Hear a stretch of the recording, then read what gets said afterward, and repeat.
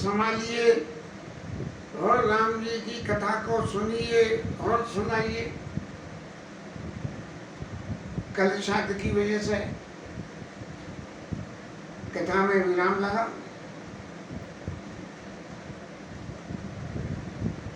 अयोध्या से चित्रकूट पहुंचने पे जो पूर्ववासियों की स्थिति थी, उसमें जो सुख उत्पन्न हो रहे थे उसकी व्याख्या गोस्वामी जी महाराज करते हुए कुछ कहते हैं कि लोगों की क्या स्थिति है कि बिहरई बन चौर प्रतिदिन प्रमुदित लोग सब जल जो दादुर मोर गए पीन पावस प्रथमा। मन में जाके और सब तरफ घूमते हैं उस नेचुरल ब्रीज में, हवा में। जैसे आज कोई बम्बई में रहने वाला या के आगरे में रहने वाला किसी रिसोर्ट में, और यहाँ के रिसोर्ट में नहीं, उत्तराखंड के रिसोर्ट में या गुजरात के उन रिसोर्टों में जो जंगल के बीच में से वापी के पास में वहाँ के हैं, वहाँ चला जाए तो वहाँ जाके जो सुख मिलता है, ऐसा सुख ये पूर्ववासियों को मिल रहा है। एक व्यक्तिगत तजुर्बे की बात आती है कि गुड्डन बुआ के बेटे के मनु के ब्याह में जब हम भी वापी गए थे तो इस तरह के वातावरण में रहे, तो जो विवाह की रस्म थी उसमें पार्टिसिपेंट तो कम थी हुए, लेकिन इस आनंद को लेने में ज्यादा मजा लिया। हालांकि वो एक ही 2 दिन का ही वासा था, माना 36 घंटे का, लेकिन फिर भी जो सुख हुआ था शायद ऐसा ही सुख चित्रकूट में पहुंच के और अयोध्यावासी ले रहे थे। और इनके इस सुख का वर्णन करते हुए गोस्वामी जी कह रहे हैं,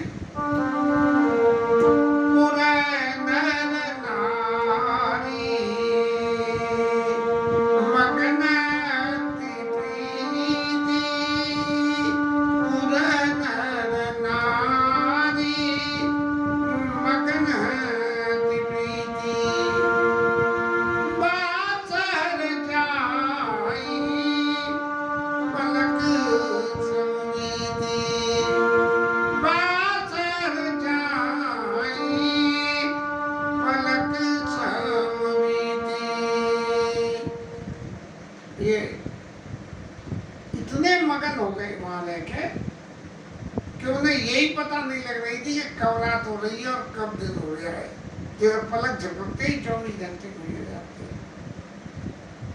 इस सुख की अनुभव में पूर्वासी दशम मगन हो रही है। राम जी भरत जी की क्या स्थिति है ये तो इससे आगे आएगी, लेकिन सीता मैया ने क्या करा कि जब अयोध्या छोड़ के यहाँ आ गई और आने के बाद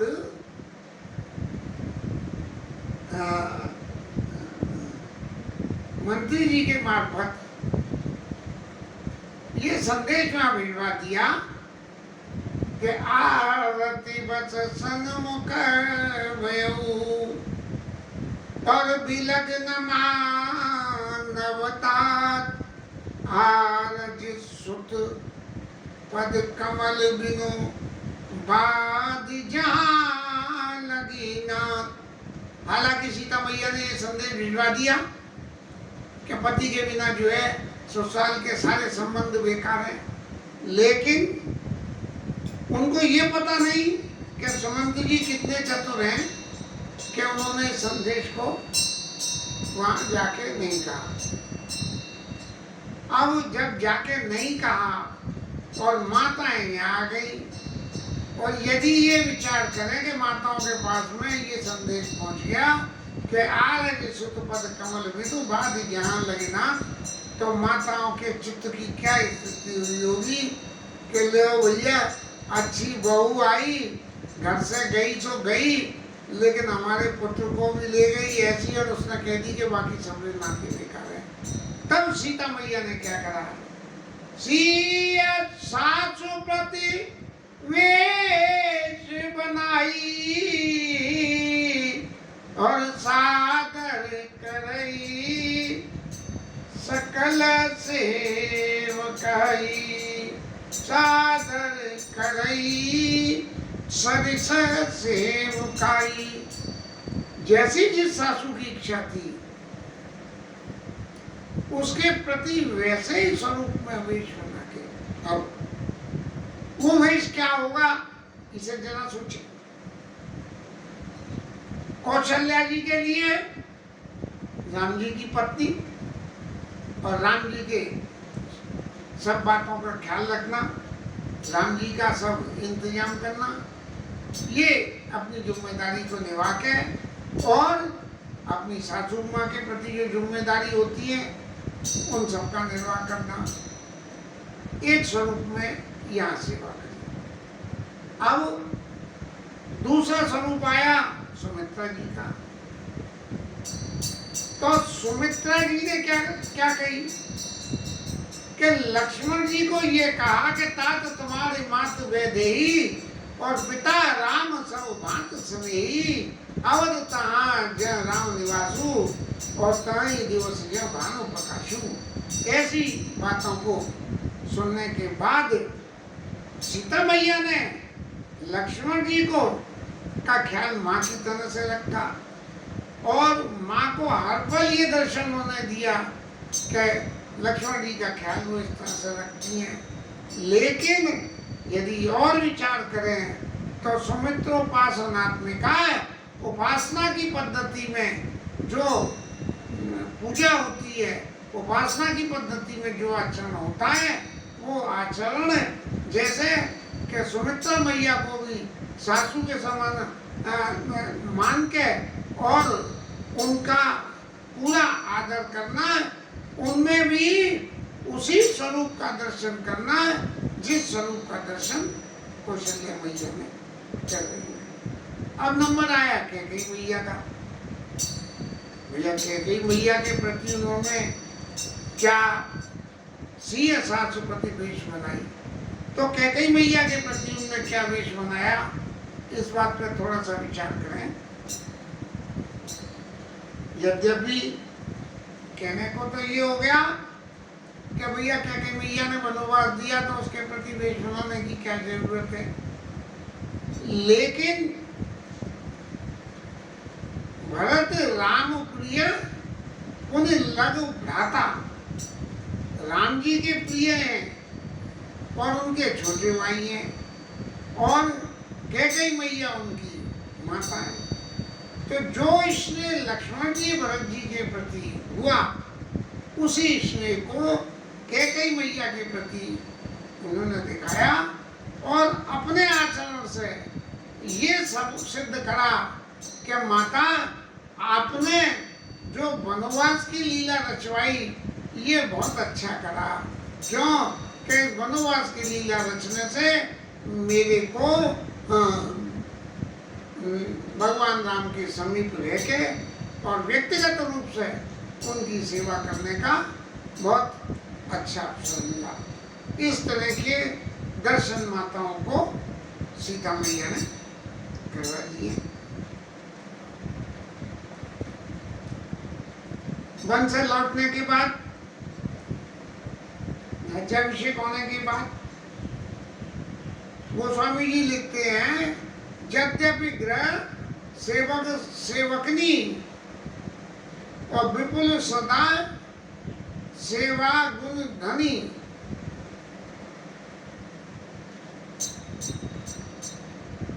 अयोध्या में माता के राम जी की सेवा करने के लिए सब तरह के थे, लेकिन निज कर ग्रह परिचर्या करई और रामचंद्र आयश अनुसरी। ये ग्रह की परिचर्या को जिनके लिए कौशल्या मैया ने ये कहा कि सियवन बसी तात के भांति और चित्र लिखित कभी देख डेराती। ये 14 साल पूरी होने के बाद ऐसी कोमल सीता जी भी अपने साथ मन से आने के बाद निज कर ग्रह परिचर्या करी तो रामचंद्र आयुष अनुसरी। इस तरह की जो है जो सेवा सीता मैया ने करी है, इसी तरह से तीनों मैयाओं को संतोष कराने के लिए सीता मैया उनके प्रति सेवा कर रही है कि यदि उनके पास में आदर सुख पद कमल बिनु बाधे ध्यान लगी नाथ, ये बात यदि पहुंच भी गई हो तो माता वो बात तो सुमंत्र जी को या महाराजा के लिए ये संदेश देने को कि आप पति को छोड़ के चले आओ, ये दिया गया था। इसका अर्थ ये कदापि नहीं है कि मैं आप लोगों के लिए अब पढ़ाई होगी। अब ये सीता मैया इस तरह से सेवा कर रही है माताओं की और भरत जी की, लक्ष्मण जी की। अब लोग देख रहे हैं कि भाई ये तो कमाल हो गया है कि यहाँ ये सीता मैया इतनी छोटी बच्ची और वन में आके इस तरह से राम जी का कार्य, माताओं का ख्याल सब कुछ कर रही है, तो आखिर इसमें क्या है, इसमें क्या कहना चाहिए, रहस्य क्या है। तब सबको ताज्जुब होने लगा। राम जी को देख के ऐसा लगा कि भाई क्या हो रहा है ये और कैसे हो रहा है। तब लखान मरमा राम बिनु काऊ और माया सब सिय माया वाऊ। बोले भैया जी इतनी सारी सेवा खुद कर कैसे पा रही हैं। हर आदमी तो ये सोच रहा है कि हद हो गई भाई, इतनी कैपेसिटी सीता मैया में मौजूद है, तो सब तो ये ताज्जुब कर रहे हैं। लेकिन राम जी पहचान गए कि ये सब माया रूपी है और ये सीता मैया का खुद आदि शक्ति स्वरूप है, माया रूप है, तो इनके लिए कुछ भी नहीं असंभव नहीं है। तो माया सबसी माया माओ, ये सीता मैया ने अपने प्रभाव को दिखाने के लिए ये संरचना करी है। और अब जमाने या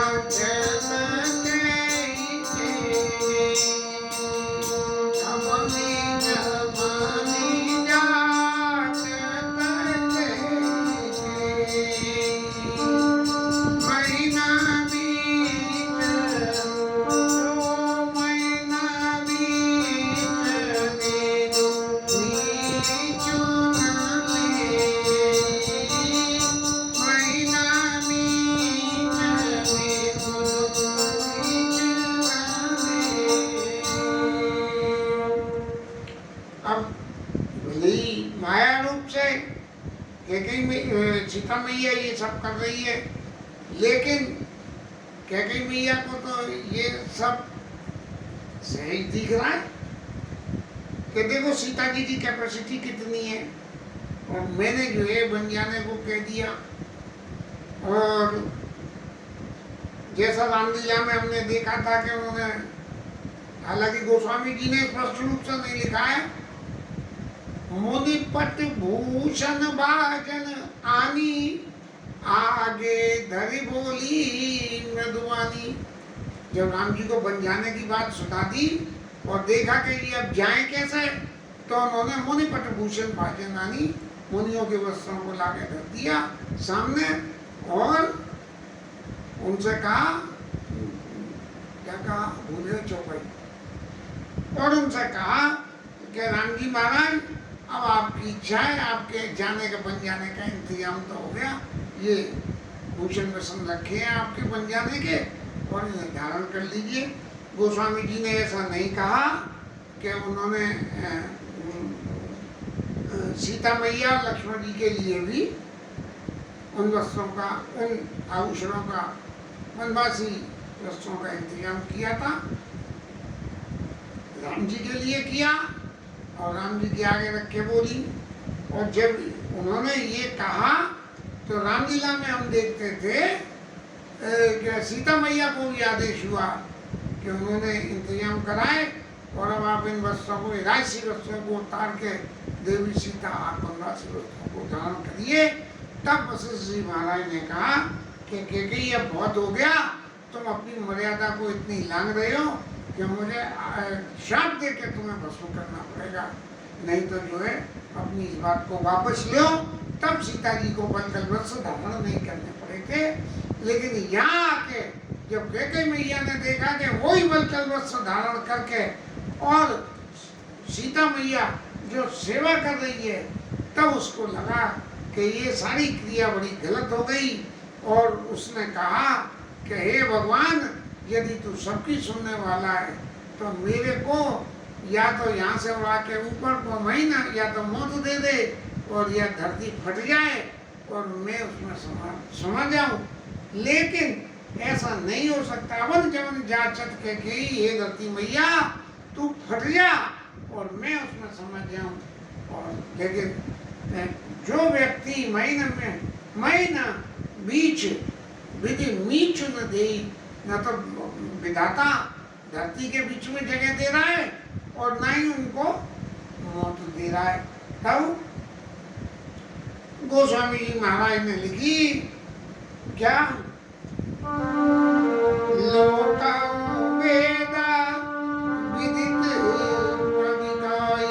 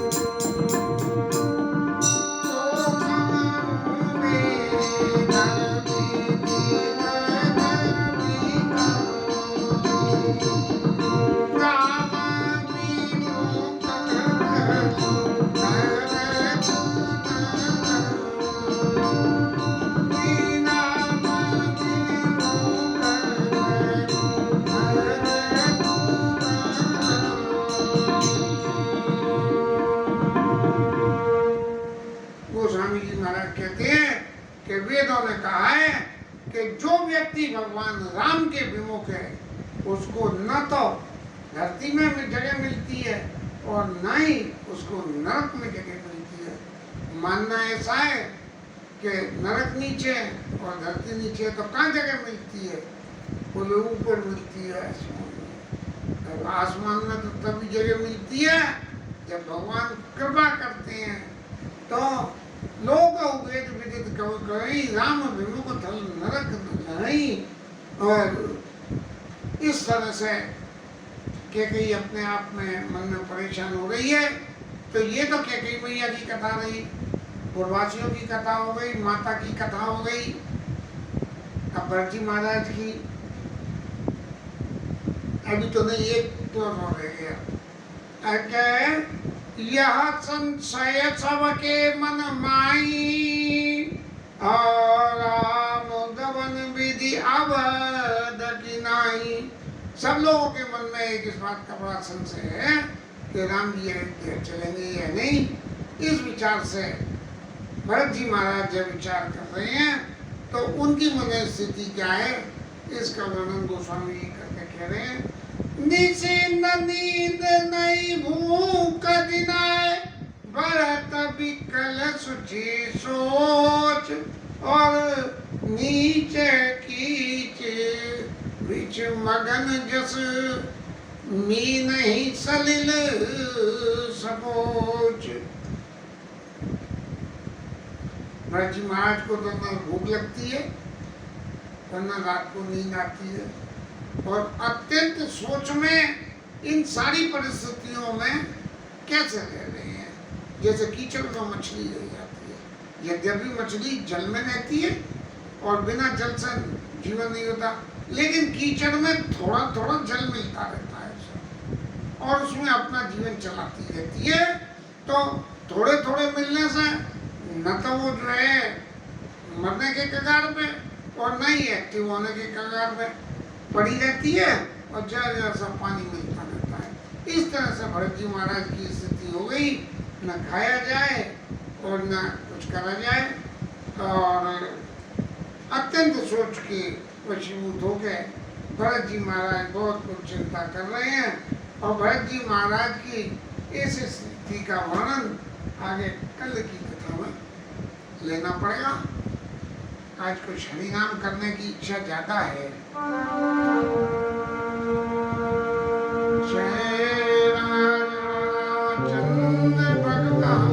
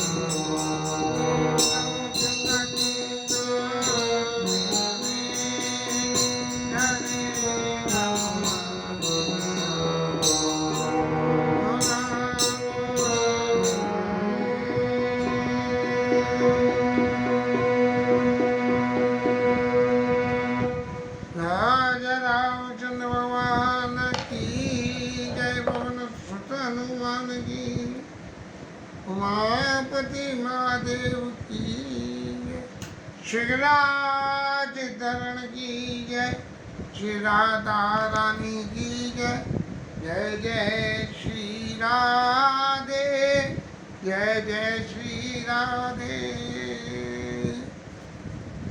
जय प्रभु, कीर्तन में ही जो है लाउड स्पीकर बंद हो गया।